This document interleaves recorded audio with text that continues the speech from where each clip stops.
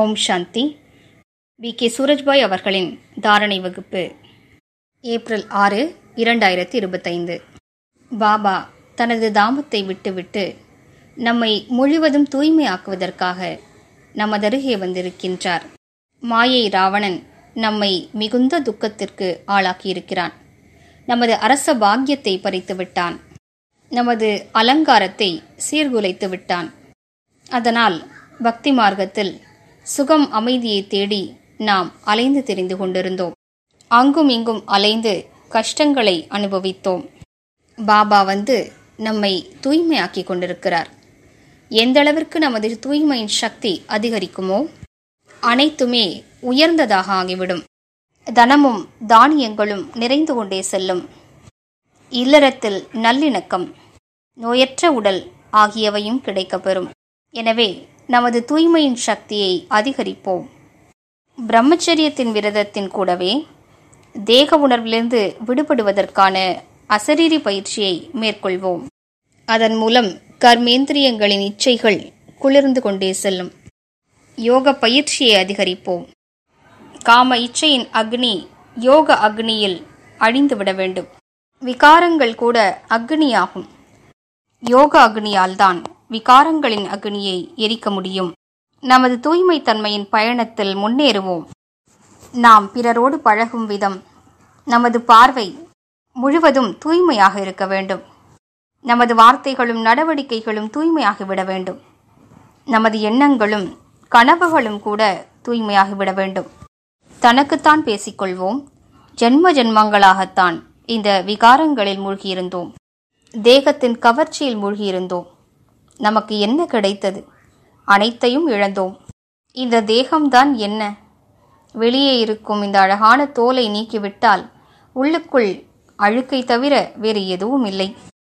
இது ஒரு குப்பை தொட்டியை போன்றதுதான்.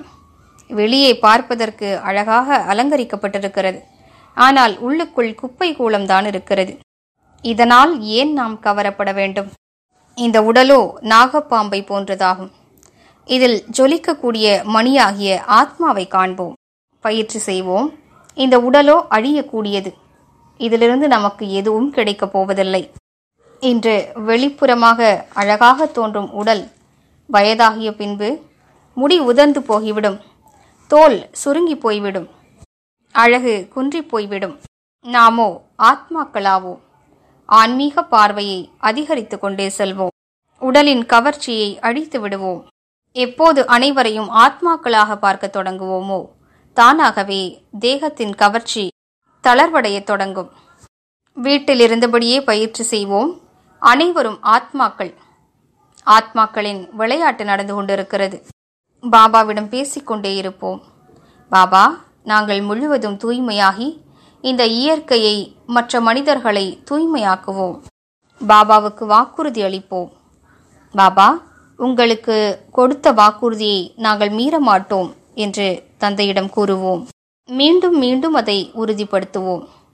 வாக்குறுதி கொடுத்தேன், பின்னர் மீறிவிட்டேன் என்று கலங்கக்கூடாது. மீண்டும் மீண்டும் உறுதியேற்போம். ஏனென்றால் நாம் அனைவரும் அறிவோம், மேலும் பாபாவும் அறிவார். முழுமையான தூய்மை நிலையை அடைவதற்கான இந்த பயணம் மிக நீளமானதாகும். ஒரு நாளில் யாரும் தூய்மையாகிவிட முடியாது.